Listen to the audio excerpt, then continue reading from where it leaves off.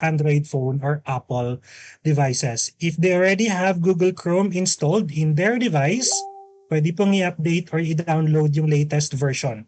Wala naman pong bayad ang pag-download ng Google Chrome into their devices. No? So it is actually advisable for the students to already have the latest version of Chrome installed in their device in order for them to be able to take their practice tests or in order for them to be able to participate to the upcoming dry run before the competition proper.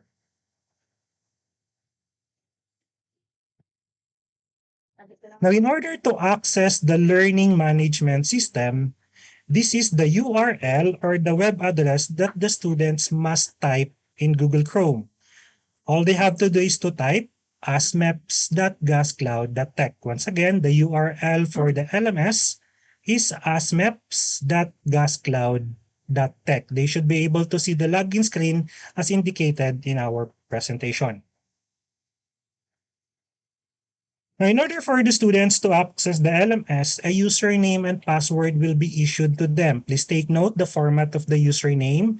The format of the username are normally composed of numerical value plus the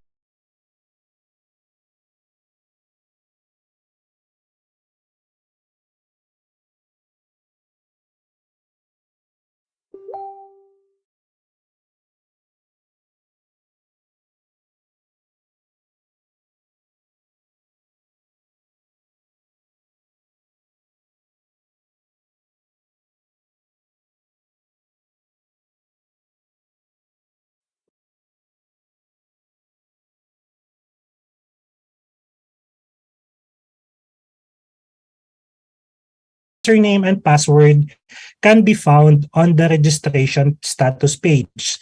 The link can be found on the email sent when you registered, or you can use this QR code or type asmepps.gascloud.tech/registration-status. Dito po natin ilalagay or dito po natin pwedeng makita ang username and password generated by the system if the registration has been confirmed po. So kailangan po na-confirm yung registration, meaning to say, nakapag-submit din na rin po tayo ng proof of payment for the registration fee. Please take note, in order to access the username and password in the registration status page, you will need the reference number generated during the registration process. Okay?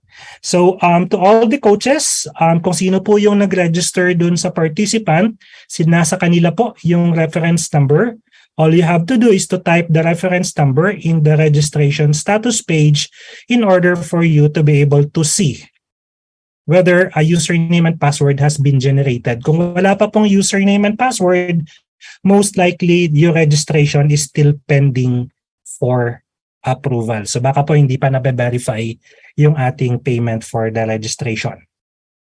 Moving on. So these are the things that we have to remember, especially we have to inform our participants. Important things to remember whenever they are going to use the LMS during the competition proper. First is the LMS test security. The LMS test security allows the system to monitor when an application, new tab or window was opened, accessed or activated during the competition proper. So meaning to say, during the competition proper, to avoid inconvenience and to avoid na matrigger ang LMS test security, dapat po Google Chrome lang ang nakabukas sa computer ng student. Otherwise, there is a chance na matrigger po ang LMS security pag nag-open ng ibang tabs, pag nagtanong kay Google, pag nag-chat, those type of things. Please take note that the student or the participant will get a warning whenever the LMS test security is triggered. So meron pong 3 warnings na binibigay ang system. If the system will continuously detect the behavior or another application is being accessed, wala na pong 4th warning. Kasi on the 4th instance, automatic the participant will commit a violation. Automatically, the LMS will terminate the test. All unanswered questions will be marked incorrect.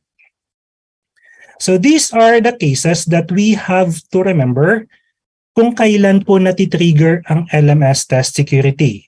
Pinaka-common po when opening another tab, window, or application. No? Especially when they are using multiple monitors. Kahit po naka-multiple monitor, isa lang po dapat yung kiniklik na application. Otherwise, it will trigger the LMS test security.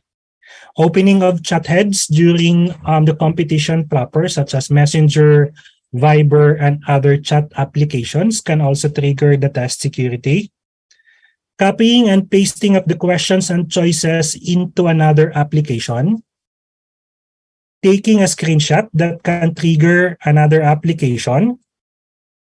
Minimizing Google Chrome to view or access the desktop. No? So hindi dapat i-minimize yung Google Chrome to access the desktop, otherwise it can trigger the LMS test security. So meaning to say, during the competition proper, once nakapag-start ang student, they are not allowed to minimize or open any other application. Otherwise, there will be a warning every instance na nadidetect po ng system yung ginagawa ng students.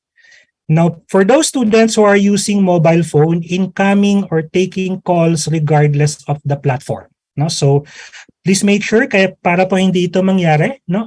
If merong available naman na desktop or laptop computer, mas advisable po na yun ang gamitin. Otherwise, kung wala po talagang ibang available device, pwede naman gumamit ng mobile phone, wag lang tatawagan.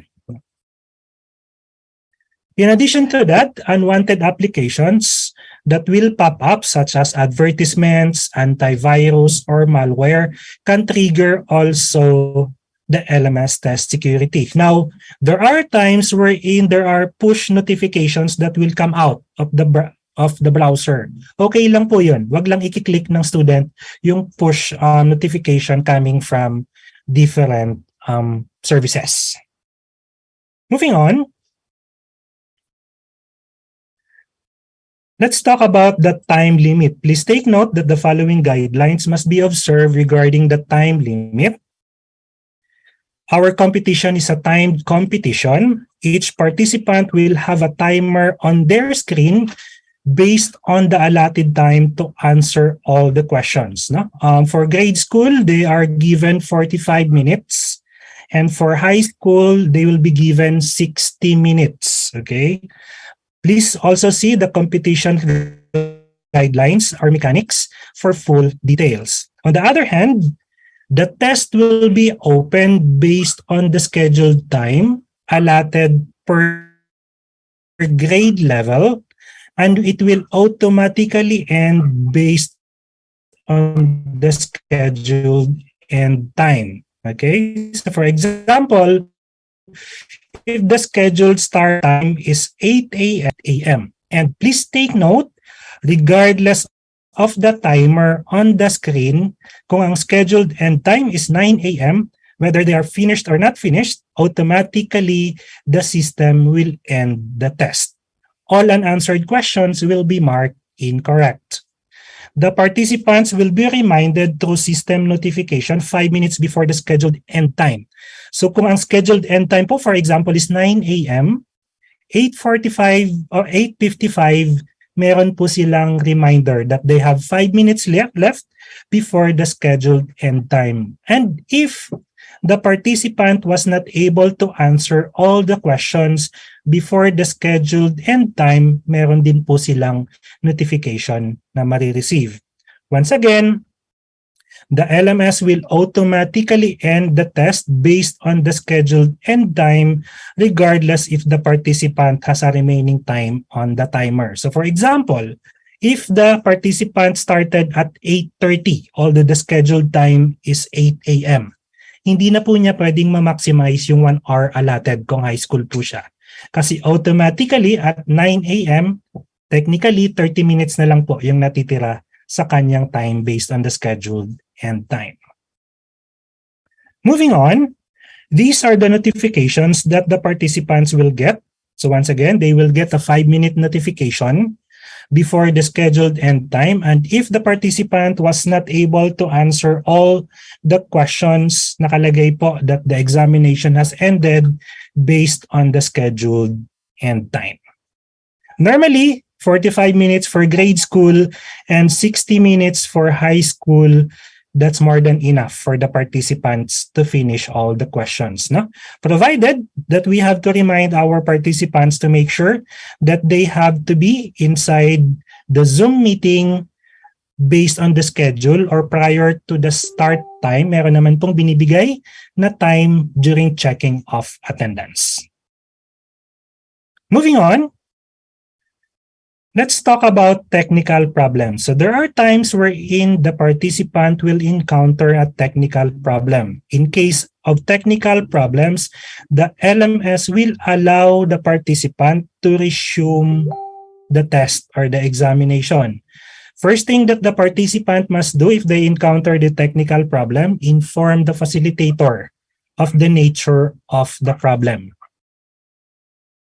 If, let's say, for example, in the process of using or during the competition proper, naghang yung kanyang computer or yung kanyang browser, all they have to do is to close first the LMS before they troubleshoot anything. For example po,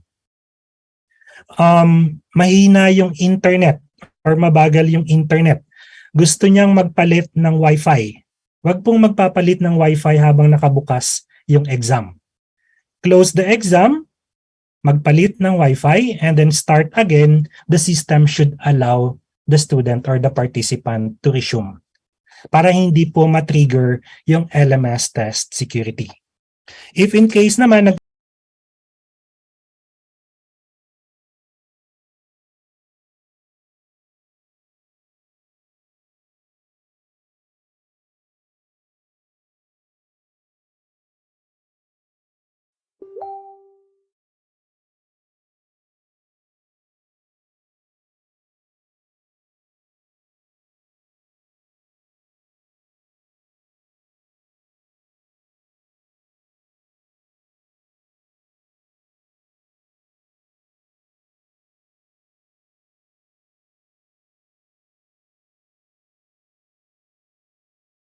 participant was interrupted and they were allowed to resume, please take note, they are no longer allowed to answer previously answered questions.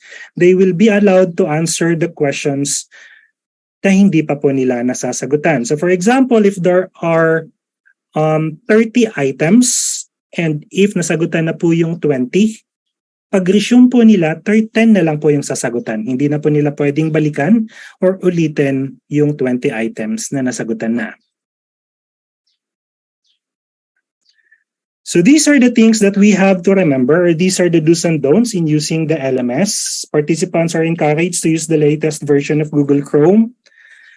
The participants are discouraged to share their login details to anyone, especially another student or another participant, okay? Do not use or log in your account to multiple devices. Doing so will cause a forced log out on your account. So ito po yung iniiwasan natin, especially during the competition proper. Isa lang po dapat yung pwedeng gumamit ng account and they can only log in the account one device at a time. So for example, yung student or yung participant po ay ongoing pa sa pag-take or nasa competition proper pa siya. And curious po tayo as a coach na makita yung kanyang score, ni-login po natin yung kanyang account, makikick out po yung student sa system. May interrupt po yung student. No? So let us make sure na walang ibang pwedeng makagamit ng account, especially during the competition proper. And use only one device at a time. They're allowed to use different devices, but the participants are encouraged to use the same device that they used to take the practice test, to participate in the dry run para po ma-prevent any technical problem na mangyari kung hindi pa po nila nagagamit yung device na gusto nilang gamitin for the competition. So that's the main purpose of the practice test, in order for the participants to get familiar with the system as well as matesting po nila yung device nila na walang problema in answering the test inside the LMS. We also have to remind our participants to read the instructions carefully, no? Especially that in the national battle po, there are different level of questions, easy questions, is equivalent to 1 point. Average questions equivalent to 2 points, and difficult questions equivalent po to 3 points. No? And they have to be prepared, remain seated during the length of the exam. Maximum of 60 minutes lang naman po ang kailangan for the students to be remain seated during the competition proper. As mentioned earlier, in case the participant was interrupted, use the same device to resume the exam. Never open any other applications. Kaya po, we require second device for the Zoom meeting para po hindi matrigger yung ating LMS test security. Do not screenshot also the exam, otherwise it can trigger the LMS test security, as well as copying and pasting of the test can trigger also another event for the LMS test security. Please take note that the participants will receive 3 warnings. And if na-maximize po nila yung 3 warnings on the 4th case po or on the 4th instance, they will receive a violation and automatically the LMS will terminate the tests. During the competition proper, do not close Google Meet or Zoom. No, during the competition, they are required to have their camera open all the time during the competition proper, and most importantly, they need to have their attendance checked by the facilitator. Otherwise, they won't be able to start the competition. So, kailangan po present yung participant inside the Zoom Meet or Google Meet, and na-check po ng facilitator yung attendance. Otherwise, hindi po siya makakapag-start kahit naka-open na yung competition. So, these are the things that we just need to remember as far as the Gas Cloud LMS is concerned. Now, give me a moment to demo to you on how the participants are going to use the Gas Cloud LMS. Okay, so for a while, so a few moments, please, as I try to share the application. Okay, so in this part, I will show to you the user interface on the student side or on the participant side. Okay, so as mentioned earlier, all they have to do is to type asmepps.gascloud.tech in Google Chrome. Ito po yung login screen, and they have to type their username and password. Click sign in to enter the LMS. Now, since this is a fully functional LMS, don't mind the other features. Ang kailangan lang po nating gamitin, yung online challenge located at the left navigation panel. Click po ng participant yung online challenge, and they will be able to access the events that they are allowed to access. At this point, all registered participants are allowed to access the subject that they are registered. So kung registered po sila sa math, dapat po may access sila sa math practice test. Kung registered po sa science, dapat po meron ding access sa science practice test. For whatever reason, kung hindi po yun yung lumalabas na tama, you may need to check the registration. Baka nagkamali po during the registration. So for example, if ang nakikita po ng participant ay science pero dapat math, i-double check po natin yung registration kasi baka na-register natin yung participant sa science, no? Kailangan po natin i-coordinate para mapalitan yung kanyang registration. On the other hand, allow me to show to you kung paano po yung pag-access ng participant using the LMS. So, I have here a sample test. Click lang po nila yung event name. Click po nila yung round name, and kung open na po yung event, all they have to do is to click the start button. Now, please take note, if the participant is not present in the Zoom meeting or kung hindi pa po na-check ng facilitator yung kanyang attendance, meron po silang warning na ma-receive. Your attendance is a must. Please have your attendance checked by the facilitator before you can start. So first requirement, in order to be able to start during the competition, kailangan ma-check ng facilitator na present yung participant inside the designated breakout room, Zoom. Meanwhile, kung open naman po yun, let's actually try a practice test. So all they have to do is to click start. And then the question 1 will appear. So on the upper right side of the screen, you have there the timer. We have the question. It will be 1 question per page. And all they have to do is to answer the question before they can proceed to the next question. Please take note, the participant is not allowed to proceed to the next question, not unless they submit their answer. And they're not allowed to go back to the previous questions once na-submit na po yung kanilang answer. Take note also, as mentioned earlier, the participant is not allowed to open another tab. Otherwise, whenever they do that, pagbalik po nila sa LMS, there will be a warning. As mentioned earlier, they will receive 3 warnings. So that's the first warning. If we open another tab again, and if we go back, this is the second warning. So third warning po yan. On the 4th instance, wala na pong 4th warning. So, kailangan po, ang naka-open lang during the competition proper ay yung ating LMS, and ito lang po yung sinasagutan ng participant. Okay? So all they have to do is to answer each question correctly. Nakalagay po yung timer. Now, in cases wherein the participants need to troubleshoot something, sabi ko po earlier, kailangan lang nilang i-close yung LMS or umalis dito sa page na to. Okay? They can troubleshoot whatever they need to troubleshoot. Pag nagawa na po nila, all they have to do is to go back, click start, and the system should allow them to resume. So kung makikita po natin, nasa question 5 pa rin po tayo. And you will notice, nakapause din po yung ating timer if, let's say, the participant encountered a technical problem. Okay? So all we have to do here is to answer all the questions. Please take note also that the questions and the choices are in random order. So kung meron po tayong multiple participants na nagtitake, hindi po pareho yung pagkakasunod-sunod ng kanilang questions. As I mentioned earlier, for grade school, there will be 10 questions per difficulty level. No? So easy, 10 questions, average, 10 questions, difficult, 10 questions for a total of 60 points. Meanwhile, for the high school, there will be 15 questions per difficulty level. So that will be 15 for easy, 15 for average, and 15 for difficult for a total of 90 points. So let's try to finish this. I'm just answering this randomly. And after the end of the test, automatically the participant will get their score. Okay?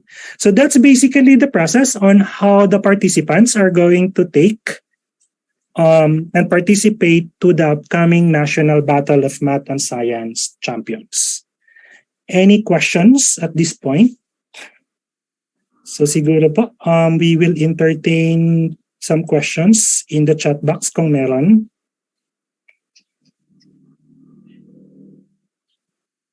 You can also use the reaction button by raising your hand so that we can acknowledge you if you have any questions. Okay. So far po, wala namang questions. Meron pong tanong dito, paano po yung hindi nakapag-register pero nakapagbayad na po? Please coordinate po through our Asmepps officers or through Ma'am Eloisa, no? Kung bibigyan po tayo ng chance na makapag-register. Kasi as of this morning or as of yesterday po yata, officially closed na po yung ating registration. Any questions from the coaches? Mukhang sanay na po tayo, no?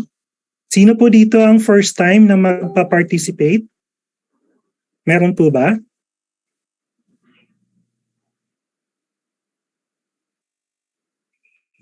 Sir Rayman, permission to speak. Yes, Ma'am Eloy. Good afternoon. Meron po tayong mga new participants, yung mga winners ng mga ng mga association. Yes po. Ayun, meron po sila pero I guess alam na yata nila yung yung system. Kasi wala sila dito eh. So meron pong question dito. Good afternoon po. May concern lang po ako. Paano po pala kung ang isang participant po ay nakapag-register sa parehong math at science? Nakapag-register na po siya pero yung naka-attach po sa kanya ay yung resibo para sa registration sa math. Nagbayad na rin po siya sa science pero hindi ko po na-attach yung payment po. Pag ganun po regarding payment, makipag-coordinate na lang po kay Ma'am Eloy.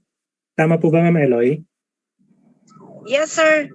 Apo, coordinate na lang po yung pangalan tsaka yung proof of payment para ma-check sa system kung ano po yung naka-record. Okay, so meron pong request. Hello po sir, pwede po ba ulitin kung paano mag-start sa Quiz B? First time ko po kasi mag-coach. Salamat po. Okay, so siguro for the benefit of our new coaches or participants, madali lang naman po, no? So once again, ang kailangan lang po nating gawin, mag-open ng Google Chrome, i-type asmepps.gascloud.tech, mag-login po using the username and password provided through our registration status page. And automatically po for the participants, wag na po natin don't mind the other features of the LMS kasi hindi naman natin gagamitin. From the dashboard, click na po natin yung online challenge. And under online challenge, dito po nila pwedeng ma-access yung mga events that they are registered. The rest po of the mechanics, hindi ko na po ulitin since this orientation is recorded, you can request po the access to the recording of this orientation para makita po natin in details kung paano po yung pagtitake.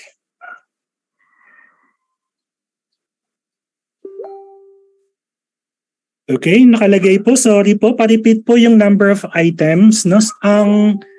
Ang complete mechanics po natin is available through the Facebook page of Asmepps. Pwede po tayong mag-follow para makita po natin yung mga reminders. Nandun din po nakalagay yung complete details as far as the number of items and the complete mechanics po. No? But as a reminder, for grade school, they will be given 30 items and then 10 questions per difficulty level po. No? So 10 questions for easy, 10 for average, and 10 for difficult.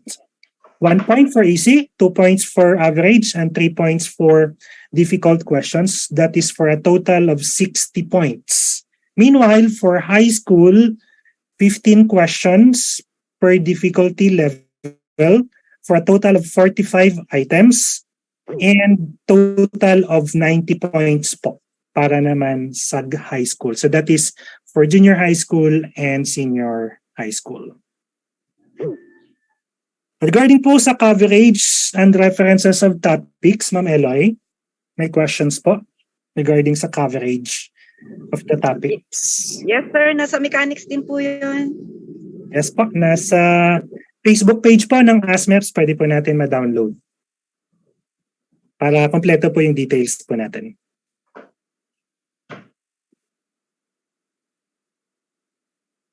Good afternoon po. Nagkamali po ng registration. Instead na grade 1, napunta po sa kinder. Salamat po. Kung meron pong pagbabago sa registration, please coordinate it as soon as possible to our Asmepps officers. Doon po sa mga designated group chat po kung saan kayo naka-assign para po makorek yung registration in preparation for the dry run. No? So, I will discuss din po later yung dry run po natin na nakaschedule next week.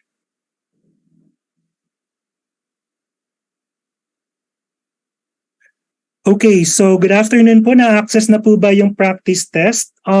As of, lahat po ng officially registered as of, I think 11 a.m., meron na pong access sa practice test for math and science po. So available na po yan. Actually, when we checked this morning, marami na pong nakapag-take ng practice test. Once again, the practice test po, ang purpose po niyan, familiarization in the navigation of the system and para ma-test po yung device na gagamitin. Other than the practice tests, please take note, coaches, there will be a scheduled dry run next week, no? ang schedule ng dry run po natin.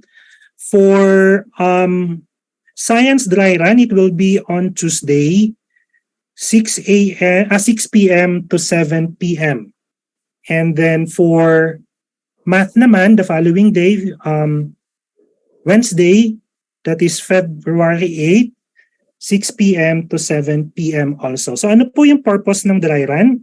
The purpose of the dry run is for the participant to be able to simulate their environment, particularly kung paano po magpa-check ng attendance, kung paano po mag-join sa breakout room kung hindi po familiar ang ating mga participants sa paggamit ng Zoom, Meet, as well as to simulate din po yung process ng pagtitake. During the dry run, 10 questions lang po ang pinoprovide natin as part of the simulation ng ating competition. So we highly encourage our new participants who are winners to their respective competition ng mga association to participate po on the dry run, no, para maging familiar po tayo. Now I know for majority po, marunong na rin naman po, but you are still welcome to join during the dry run.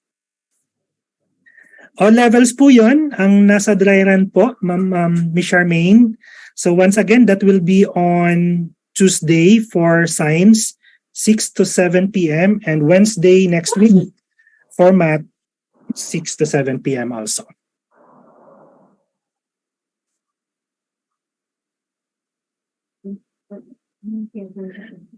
Naka-specify per question po ba whether easy, average, or difficult? Hindi po naka-specify or hindi po nakikita ng participant kung yung question ay easy, average, or difficult po. Randomized po yon na sinasagutan ng mga participants. Yes po, the same pa rin sa regional. Dalawa po ang gadget na gagamitin. Isa para sa Zoom and isa po for Gas Cloud LMS. Please see the guidelines po. Nandun po sa guidelines or sa competition mechanics yung recommended setup for the students. So normally for the participants, for the LMS, they can use desktop or laptop, and then for the Zoom meeting, pwede pong gumamit ng mobile device. Good day po. Paano po kung mali po yung Gmail na na-enter ko po? Hindi po ako naka-receive ng reference code. Kung mali po yung email na na-enter po natin, wala po tayong ma-receive na confirmation. I hope po na save ninyo yung confirmation upon registration. Kung hindi naman po, please coordinate to our Asmepps officers. Magpakilala lang po kayo and they just need to verify that you are the authorized representative para mabigay po sa inyo yung reference code ninyo.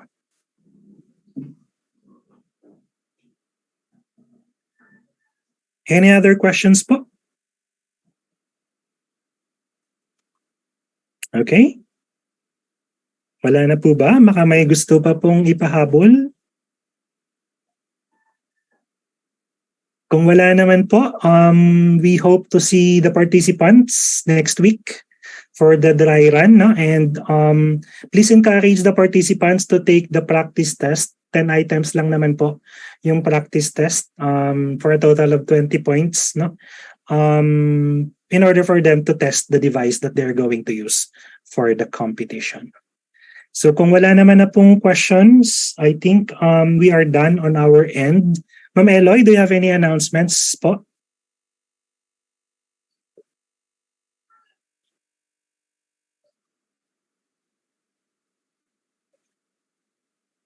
Good afternoon po. Meron na po bang link sa dry run? For the dry run po, I think wala pang link na available. Tama po ba, Ma'am Eloy? Hintayin na lang po tayo ng announcements na I'm sure ipoprovide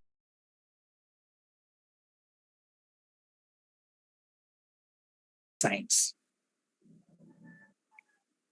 But as of today po, as far as I know, wala pa pang available na Zoom meeting link for the dry run. Any other questions? Kung wala naman po, so thank you for participating in our orientation and have a nice weekend to everyone. God bless po. Thank you po.